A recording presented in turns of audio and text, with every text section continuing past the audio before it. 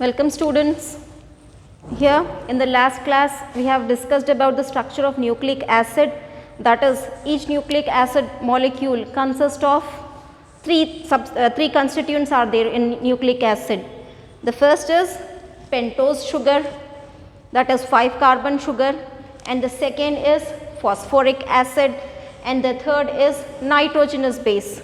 In the previous class we have seen the structure of phosphoric acid as well as pentose sugar. That is, each pentose sugar will be having, that is an oxygen atom, 5 carbons, 1, 2, 3, 4 and an arm, that is 5th carbon. This is the pentose sugar. So, one pentose sugar, then we have phosphoric acid, that is to the molecule or that is atom of phosphate. We have this OH, then we have this OH group, one more OH group and this double bond O. So, this is the structure of phosphoric acid, and we said that each nucleic acid consists of 3 substances, that is pentose sugar, this one phosphoric acid, and it consists of nitrogenous base. So, a little information about nitrogenous base. Nitrogenous bases are of 2 types. Based on how many number of rings are present in that nitrogenous base, nitrogenous bases are classified under as 2 types. The first is purine. The first is purine and the second is pyrimidines, based on the number of rings present. So, that is purines and pyrimidines. Nitrogenous bases are classified under 2 types. The first type is purine and the second type is pyrimidine. So, now in this purines, the purines are dicyclic, that is it consists of 2 rings. It consists of 2 nitrogenous rings. So, dicyclic, and here it is pyrimidines are monocyclic, that is it consists of only one ring which will be having nitrogen atoms. So, it is monocyclic and it is dicyclic, that is it is having one cyclic structure, and it will be that is this pyrimidines will be having one cyclic structure, that is one ring will be there, and that is purines will be having 2 cyclic structures, that is 2 rings will be present. In nitrogenous bases, that is the examples, that is in purines we have adenine and guanine.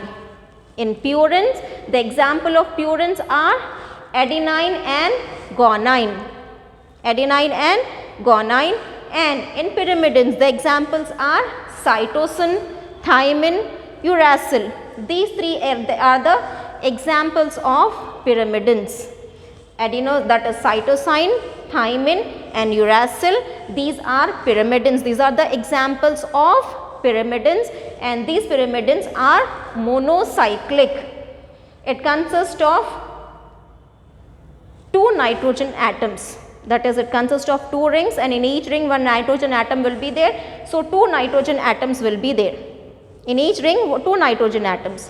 So, it is monocyclic, it consists of only 1 ring structure and it will be having 2 nitrogen atoms, whereas purines they will be having 4 nitrogen atoms.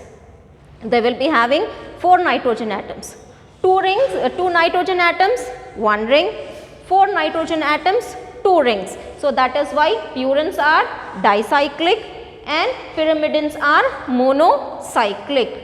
The examples of purines are adenine and guanine, okay, and the examples of pyrimidines are cytosine, thymine and uracil, okay. In this, these nitrogenous bases pairs with each other. Nitrogenous bases pairs with each other. So, adenine always forms a bond with thymine. In DNA, adenine always forms a bond with thymine, that is adenine always pairs with T, that is A. If I write with this adenine A, it always pairs with T. G always pairs with C. Adenine always pairs with thymine, and guanine always pairs with cytosine. And if it is in DNA, adenine always pairs with thymine, guanine always pairs with cytosine. But in case of RNA, if RNA is present as the genetic material, instead of thymine, this T will be replaced by U. G is the same, G always combines with cytosine. Guanine always combines with cytosine, whether it is DNA as a genetic material or RNA. So, G always combines with C and A always combines with T in case of DNA, and in case of RNA, A always combines with uracil. In RNA, thymine will not be present. Instead of thymine, another nitrogenous base, that is uracil, will be present. In case of DNA, what we find is adenine, guanine as purines, cytosine, thymine as pyrimidines. Okay, and these two, that is the purine and pyrimidine, will base, that is pair with each other. Adenine always goes with thymine, guanine always goes with cytosine, bonds with cytosine. But in RNA, instead of thymine, it will be having uracil. If it is RNA, adenine, uracil, guanine, cytosine. There won't be any thymine in RNA. But if it is DNA, there won't be any uracil in DNA. Only thymine and cytosine will be present. So, these are the 4 nitrogenous bases which is categorized under purines and pyrimidines. Purines are adenine, guanine, pyrimidines are thymine and cytosine. Now, how they are formed, how this nucleotide is. Each nucleic acid is consisting of pentose sugar, phosphoric acid and a nitrogenous base. Okay. Now, let us combine all those 3 things, that is pentose sugar, phosphoric acid and nitrogenous base, and let us see how this nucleic acid big molecule is made. So, it consists of, the first one is pentose sugar. This is the pentose sugar, and to this first carbon, if we number this carbon, this is the first carbon, second carbon, third carbon, fourth carbon and fifth carbon. Okay. To this first carbon, nitrogenous base will be attached.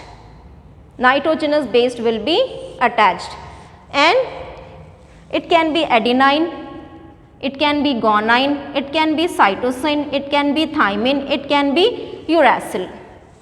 It can be uracil, whatever. So, this nitrogenous base can be adenine, it can be guanine, it can be cytosine, it can be thymine, or it can be uracil. So, this nitrogenous base will be attached to this 5 carbon sugar. Nitrogenous base will be attached to this 5 pentose sugar, that is deoxyribose sugar or ribose sugar. So, these two will be attached, that is this carbon will be attached to this nitrogenous base with the help of a bond, that is nitrogenous base and carbon are attached to each other with the help of a bond. That bond is called as glycosidic bond. The bond which is formed between this first carbon and the nitrogenous base, that bond is called as glycosidic bond. So, these carbon and this nitrogenous base are attached to each other with the help of a bond called as glycosidic bond. This bond is formed by the hydrolysis of water. This bond is formed by hydrolysis of water.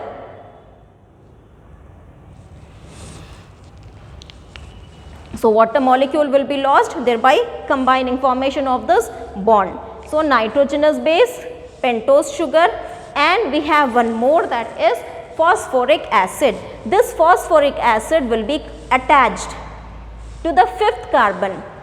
This 5th carbon, that is CH2OH, though to this. Here, this is the phosphoric acid. This is the 5th carbon and this is the phosphoric acid. These two will be attached. this fifth carbon and this phosphoric acid will be attached. How they will be attached? By the removal of this bond. By the removal of this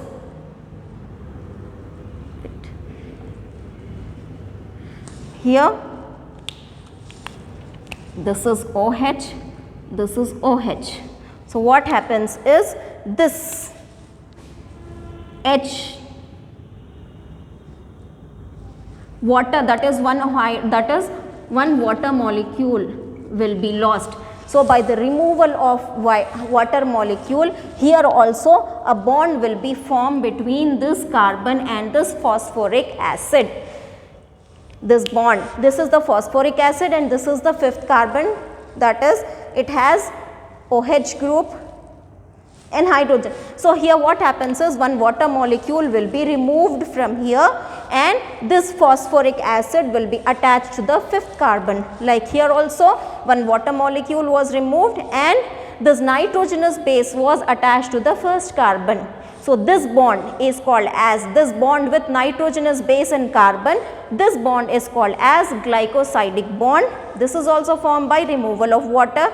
Here also one molecule of water will be removed, that is H2O, two atoms of hydrogen and one atom of oxygen will be removed and there will be bond will be formed. A bond will be formed between this carbon and H2O will be removed. A bond will be formed between this fifth carbon and this phosphoric acid. This bond is called as phosphodiester bond. The bond between fifth carbon and the phosphoric acid. The bond which is formed between fifth carbon, which is an arm to the fourth carbon of the ring. The fifth carbon which is attached in the form of an arm to the fourth carbon of this furanose ring. So here to this fifth carbon, this phosphoric acid will be attached. How it will be attached? How it will be fixed? By removal of one water molecule. So this bond between fifth carbon of this pentose sugar and phosphoric acid, that bond is called as phosphodiester bond. And the bond formed between nitrogenous base and the carbon, that bond is called as glycosidic bond.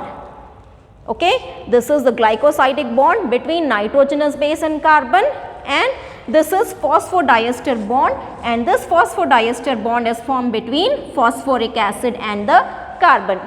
Here is also carbon, here is also carbon, but this carbon is combining, forming a bond with nitrogenous base, then it is glycosidic bond. Here this carbon is attaching itself to the phosphoric acid.